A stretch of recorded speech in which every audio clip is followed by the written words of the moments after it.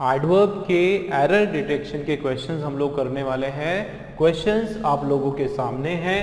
First question देखो, first question है the amount which the company has paid to the dependents of the dead worker was fairly unjustified. दोस्तों ये question को जब हम समझने की कोशिश करेंगे हम देखेंगे कि इसका जो सेंस है वो पूरा नेगेटिव सेंस में आ रहा है। देखो कैसे, the amount which the company has paid to the dependent of the dead worker. भाई किसी कंपनी में किसी कारण से वर्कर्स की डेथ हो गई और उसमें जो उनके घर वालों को जो अमाउंट दिया गया, ठीक है, डेड वर्कर्स के जो घर वालों को जो अमाउंट दिया गया वो क्या था, फेयरली अनजस्टिफाइड। भाई इसमें क्या कंडीशन है, तो ये सिचुएशन कौन सी है, फेवरेबल सिचुएशन है कि अनफेवरेबल सिचुएशन है। तो आप कहोगे सर ये तो अनफेवरेबल, या फिर ये कौन सी बात है, ये तो अनप्लीजेंट बात है ना, कोई अच्छा न्यूज़ तो है नहीं। हमने क्या पढ़ा था दोस्तों कि ये फेयरली, दो वर्ड हमने देखे थे, एक वर्ड हमने फेयरली देखा था और दूसरा हमने देखा था रैदर। क्या देखा था, रैदर देखा था। रैदर में हमने क्या पढ़ा था कि रैदर जो आपका होता है वो नेगेटिविटी या अनप्लेजेंट सिचुएशन को दिखाने के लिए यूज होता है, और फेयरली जो होता है वो आपका पॉजिटिव सिचुएशन को दिखाने के लिए यूज होता है। तो यहाँ पर कोई पॉजिटिव बात हो नहीं रही है, इसका मतलब ये फेयरली आपका जो है बिल्कुल रॉन्ग है और ये आपका रिप्लेस हो जाएगा किससे, ये आपका रिप्लेस हो जाएगा रैदर से। ठीक है, तो ये फेयरली इसमें हमारा एरर पता चल गया। ठीक है दोस्तों, बहुत इसी तरह के क्वेश्चंस आते हैं। नेक्स्ट देखो आप, क्वेश्चन नंबर 2 आपका है, before the game he felt surely of winning but later he realised that it was not easy. ठीक है, अब इसका थोड़ा सा मीनिंग समझ लेते हैं पहले कि बिफोर द गेम, भी गेम के पहले, जब गेम हुआ था उसके पहले क्या हुआ था, ही फेल्ट श्योरली, ही फेल्ट श्योरली, है ना। इसमें ये हमारा गलत लग रहा है। क्यों गलत लग रहा है वो मैं अभी आपको बताता हूं, पहले हम लोग इसका पूरा मीनिंग समझते हैं उसके बाद।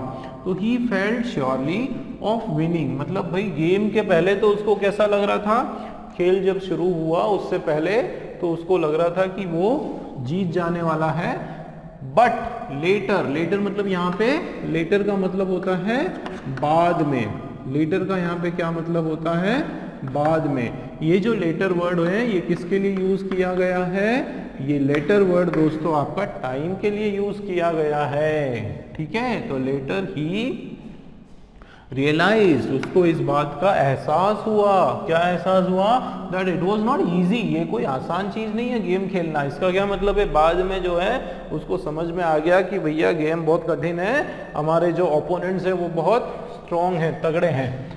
ठीक है, अब देखो गड़बड़ कहाँ लग रही है, आप लोग जब इसको पढ़ेंगे आपको ही गड़बड़ लग रही, सर ये श्योरली नहीं आएगा, तो क्या आएगा फिर, तो दोस्तों श्योरली नहीं आएगा, यहाँ पर श्योर आएगा।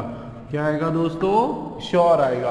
अब क्वेश्चन उठता है क्यों आएगा श्योर। देखो आप एक बात याद रखो, ठीक है, ये 2-3 वर्ड मैं आप लोगों को दे देता हूं। जैसे एक हो गया आपका फील, क्या हो गया, फील हो गया। एक आपका थिंक, THINK, थिंक हो गया, और एक फील हो गया आपका, एक थिंक हो गया आपका। और भी कुछ ऐसे वर्ड्स हैं जिनके साथ जो है हम लोग क्या लगाते हैं, उनके साथ हम लोग कभी भी एडवर्ब नहीं लगाते हैं। ठीक है, एडवर्ब हम लोग नहीं लगाते हैं, उनके बाद हम लोग क्या लगाते हैं, है ना, एडवर्ब नहीं आएगा, हम लोग उनके बाद एडजेक्टिव लगाते हैं दोस्तों। क्या लगाते हैं हम लोग, उसके बाद हम लोग एडजेक्टिव लगाते हैं। यही मेन अपने को समझना है ना। जैसे फील हो गया, थिंक हो गया, या सीम हो गया, ठीक है, या फिर एक और वर्ड है अपीयर हो गया। कौन सा वर्ड है, अपीयर, ये याद रख लो दोस्तों, ये इंपॉर्टेंट है, स्क्रीनशॉट ले लो आप लोग जल्दी से इसका। अपीयर, सीम, फील या थिंक, इस तरह के कोई वर्ड आते हैं तो उसके बाद जो है एडवर्ब नहीं लगेगा, सीधा आपका क्या लगेगा, एडजेक्टिव लगेगा।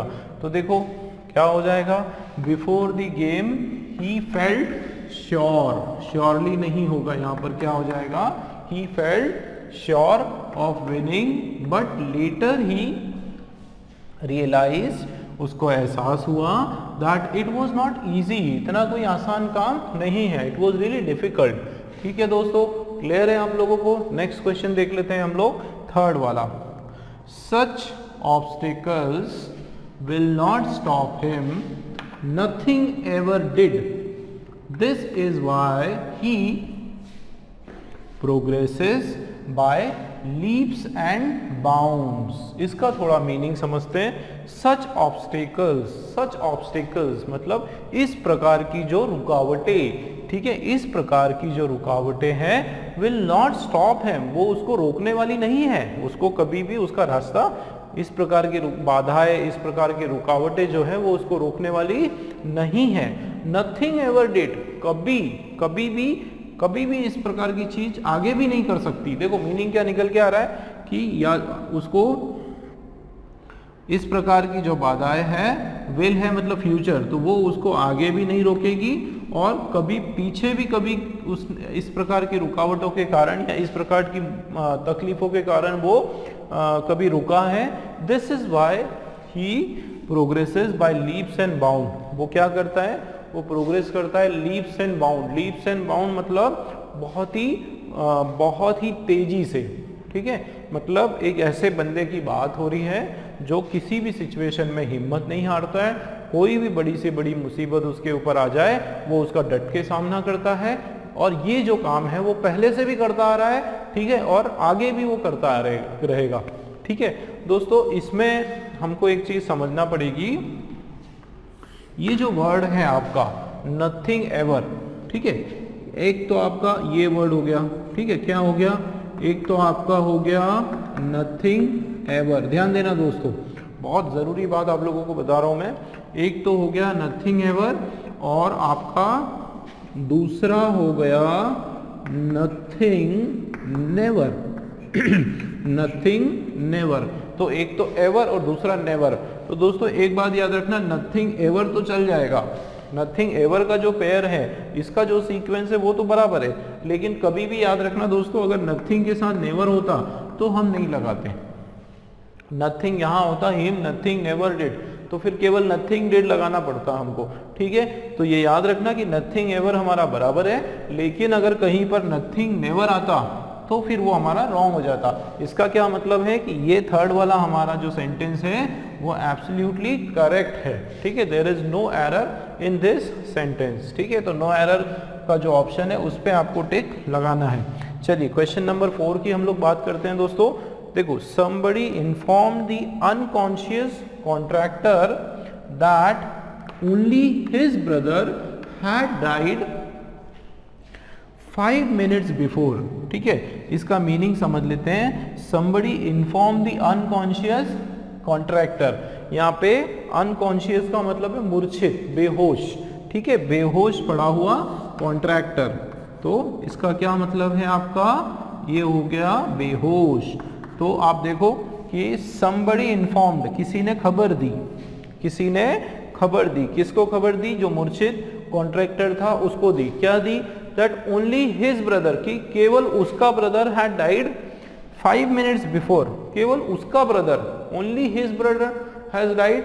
तो यहां पर दोस्तों ये जो only है इसका प्लेसमेंट गलत है। यहाँ पे अगर आप ये सेंटेंस में अगर पूरा आप पढ़ोगे तो आप देखो कि उसको 5 मिनट पहले, सॉरी, इसको इन्फॉर्म किया गया किसी ने कि केवल उसी का ब्रदर जो है 5 मिनट्स पहले मरा है।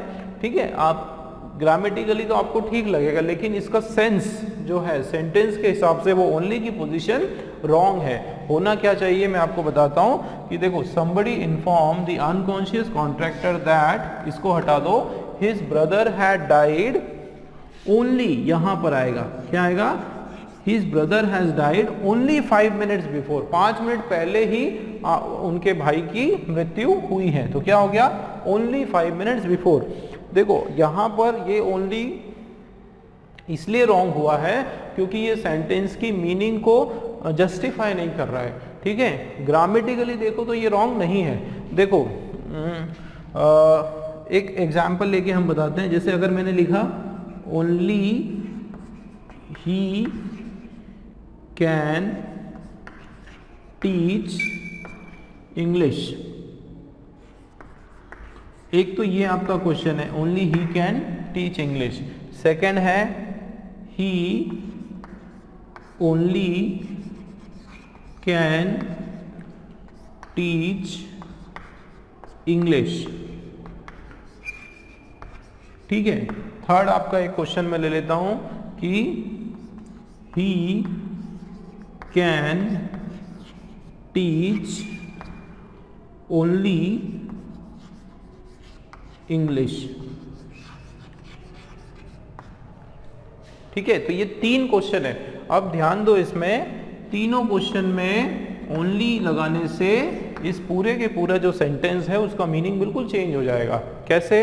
देखो, only he can teach English, इसका क्या मतलब निकल के आ रहा है कि केवल वो ही इंग्लिश पढ़ा सकता है।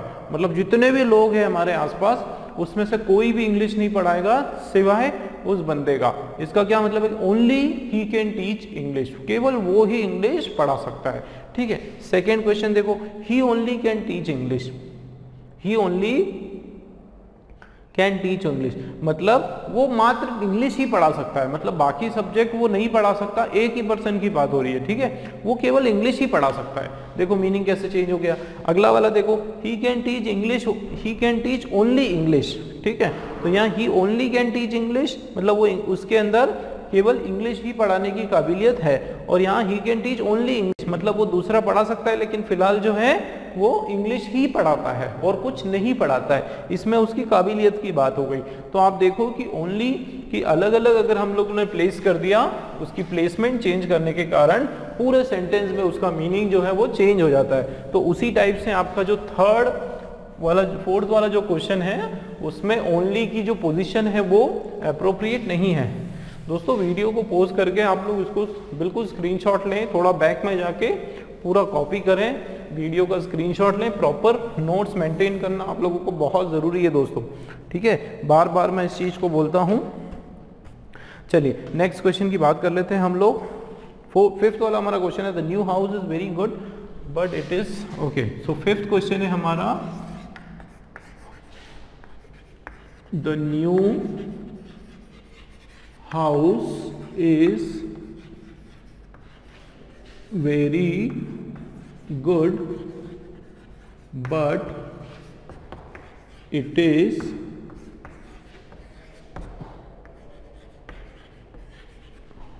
very good but it is too much small to accommodate all the members, too much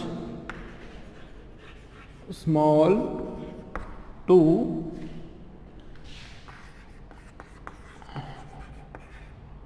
accommodate all the members of the family, ठीक है। ये आपका क्वेश्चन समझ लेते हैं एक एक क्वेश्चन। देखो, the new house is very good, जो नया घर है वो तो काफी अच्छा है, बढ़िया है, बट एक प्रॉब्लम है उसमें। क्या प्रॉब्लम है? It is too much small. दोस्तों मैंने आप लोगों को बताया था कि टू मच हम लोग कहाँ लगाते हैं, और मैंने आप लोगों को बताया था कि मच हमारा जो मच टू कहाँ लगाते हैं, ठीक है। ये याद रखो कि टू मच के बाद जो है क्या लगता है? नाउन लगता है। टू मच के बाद हम क्या लगाते हैं? नाउन लगाते हैं। लेकिन मच टू जो है उसके बाद हम लोग नाउन नहीं लगाते, उसके बाद आपका एडजेक्टिव आता है। तो आप यहाँ सेंटेंस में देखो कि ये टू मच के बाद ये स्मॉल क्या है? टू मच के बाद आपका जो स्मॉल है वो आपका एडजेक्टिव आ गया। अगर ये एडजेक्टिव आ गया मतलब ये आपका टू मच जो है रॉन्ग हो जाएगा। सही आंसर क्या होगा आपका? मच टू, ठीक है ना। इस तरह से क्वेश्चंस आप लोगों के एग्जाम्स में क्वेश्चंस आते हैं। तो क्या हो जाएगा हमारा आंसर कि much too small to accommodate all the members of the family, मतलब वो इतना छोटा है कि वो बाकी के जितने भी सारे मेंबर्स हैं फैमिली के उनको अकोमोडेट नहीं कर पाएगा, ठीक है ना। और अकोमोडेट नहीं कर पाएगी। ठीक है, क्लियर है। तो उसके लिए हम क्या लगाते हैं, मच टू स्मॉल। क्या लगाएंगे दोस्तों, much too small.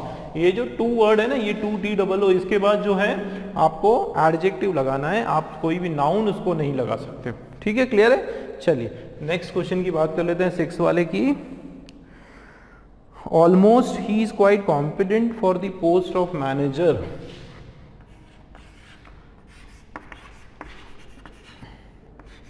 Almost he is quite competent for the post of manager. Almost he is quite competent for the post of manager, and so if given a chance he will prove this worth. And so if given a chance he will prove his worth, and so if given a chance he will prove his worth। ठीक है, इसका meaning हम लोग समझ लेते हैं। देखो, almost he is quite competent for the post of manager, मतलब वो क्वाइट कॉम्पिटेंट और almost.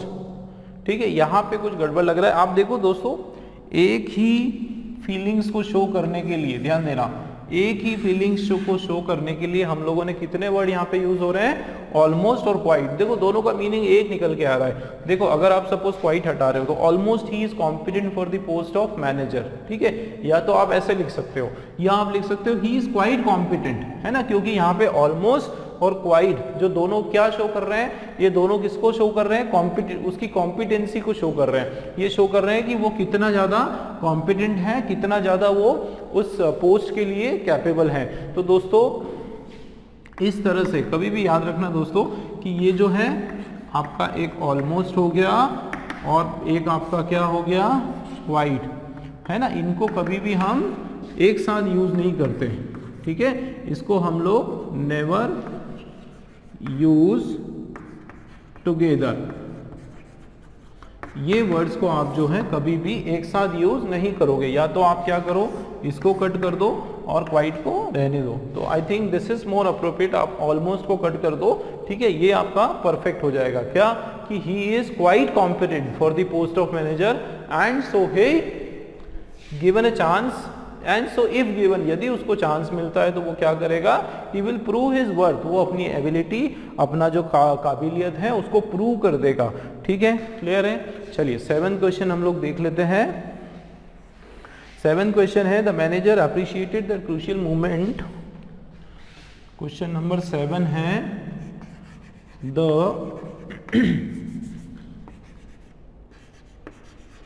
Manager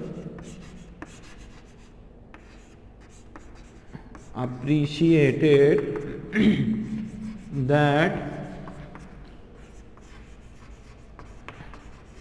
crucial,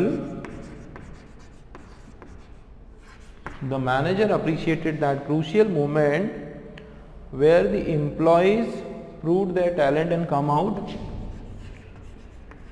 where the employees proved their talent and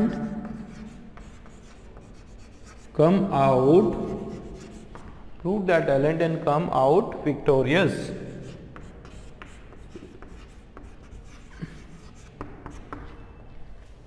दोस्तों ये क्वेश्चन आप लोग रीड करें और बताएं मुझे कि क्या एरर आपको दिखाई दे रहा है इसके अंदर। देखो, द मैनेजर अप्रिशिएटेड दैट, क्या अप्रिशिएट किया, मैनेजर जो है इस बात को, इस चीज को अप्रिशिएट करता है, किसको, कि क्रूशियल मोमेंट, हाँ दैट क्रूशियल मोमेंट, मतलब ये जो मैनेजर है ये उस महत्वपूर्ण जो मोमेंट को अप्रिशिएट करता है। ध्यान देना दोस्तों, दैट क्रूशियल मूवमेंट। अब ये मूवमेंट किसको शो कर रहा है ये भी याद रखो, ये मूवमेंट किसको डिनोट कर रहा है, उस क्रूशियल टाइम को डिनोट कर रहा है। किसको डिनोट कर रहा है, उस पल को, उस महत्वपूर्ण जो पल है, वो जो टाइम है, वो जो मूवमेंट है, उसको डिनोट कर रहा है। ठीक है, तो मैनेजर क्या करता है कि उस समय को, उस पल को बहुत ज़्यादा अप्रिशिएट करता है, where the employees proved their talent and come out victorious.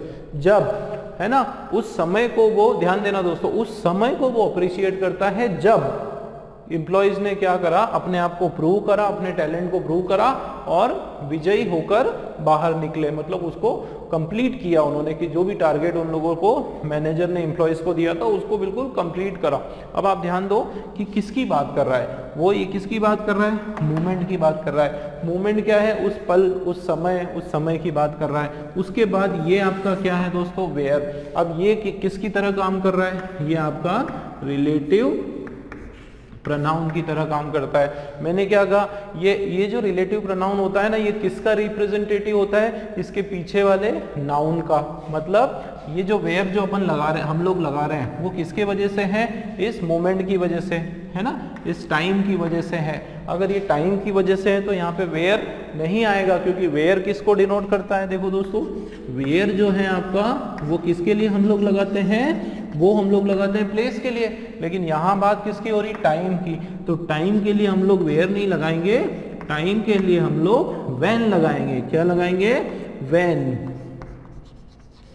आ रही बात समझ में। तो ये जो वेयर है ये आपका पूरी तरह से रॉन्ग हो जाएगा, और यहाँ पे ये जो व्हेन है ये पूरी तरीके से आपका करेक्ट आंसर हो जाएगा दोस्तों। ठीक है, तो क्या होगा, देखो, the manager appreciated that crucial moment when the employees prove there talent and come out victorious. ठीक है, उन्होंने अपने टैलेंट को प्रूव किया और विजयी होकर जो है बाहर लौटे, या विजयी होकर उन्होंने टारगेट को कंप्लीट किया। दोस्तों स्क्रीनशॉट आप लोग लेते रहें, वीडियो को थोड़ा सा बैक करके उसको प्रॉपर स्क्रीनशॉट लें, बिल्कुल उसके नोट्स मेंटेन करें, वो बहुत ज़रूरी है आप सभी के लिए। चलिए आगे अगले क्वेश्चन की बात कर लेते हैं हम लोग। As they are very senior to any individual member,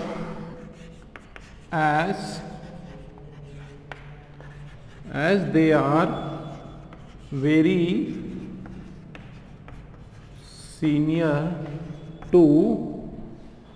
are very senior to any individual member of the society, to any individual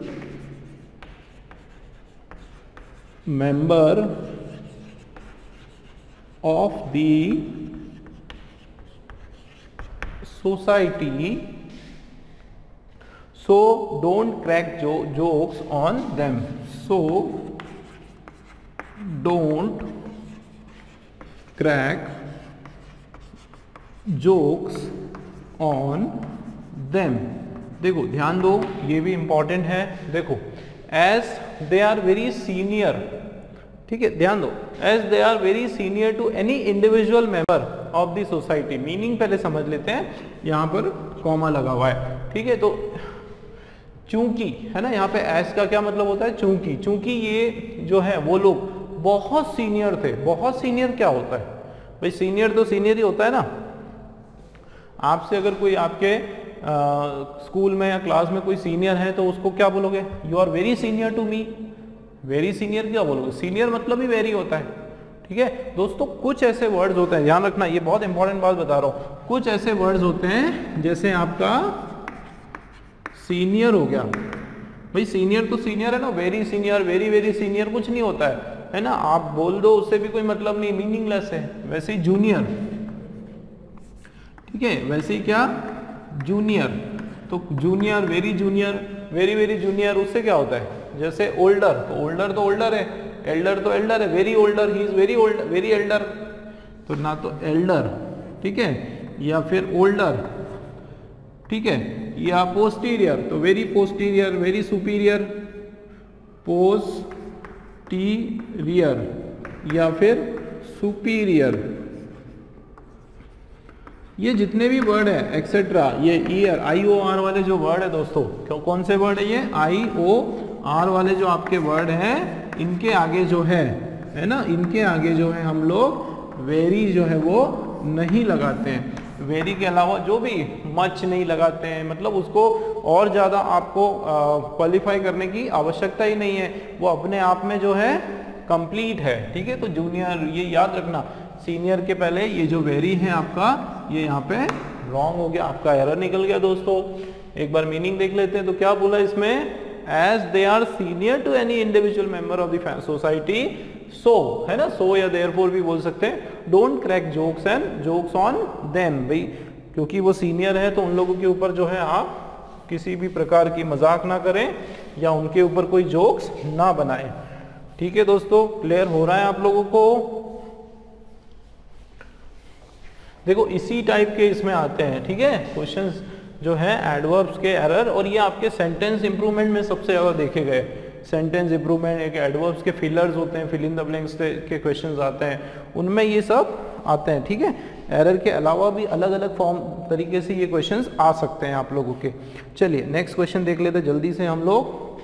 when carefully analyse it was found that the accused, when carefully analyzed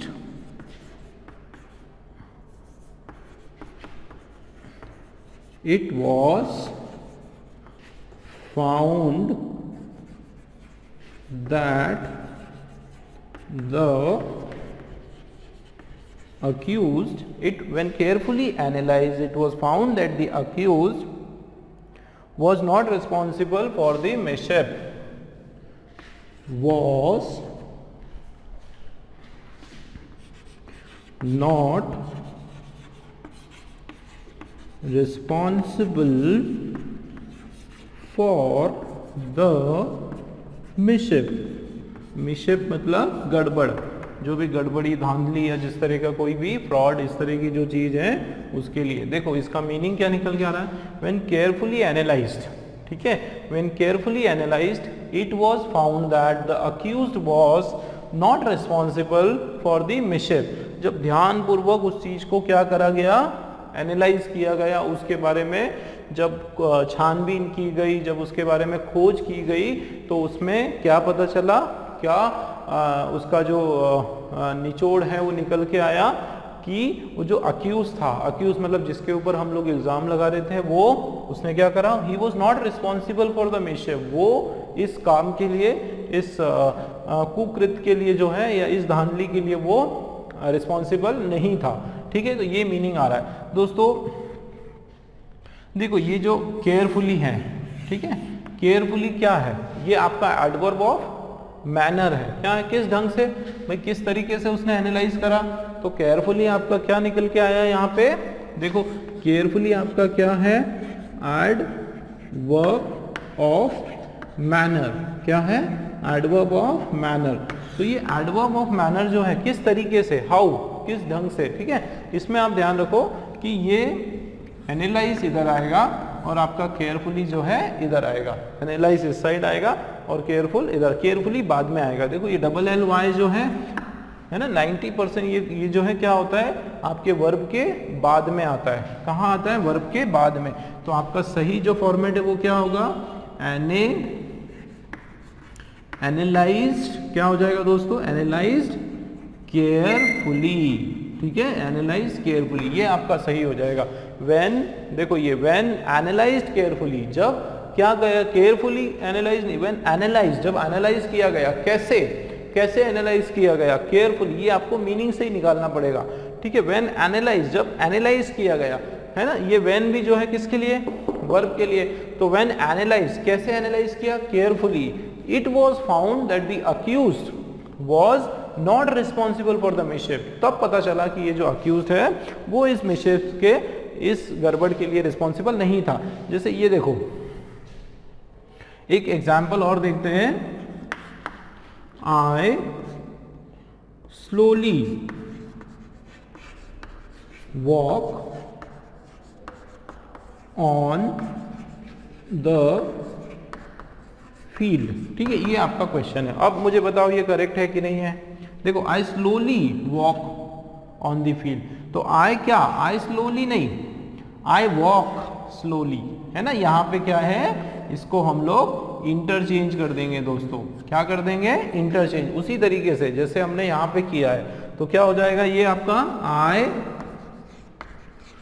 walk slowly, I walk slowly जो है on the field, ये आपका एकदम सही answer है। ठीक है दोस्तों, तो ये आपको याद रखना है।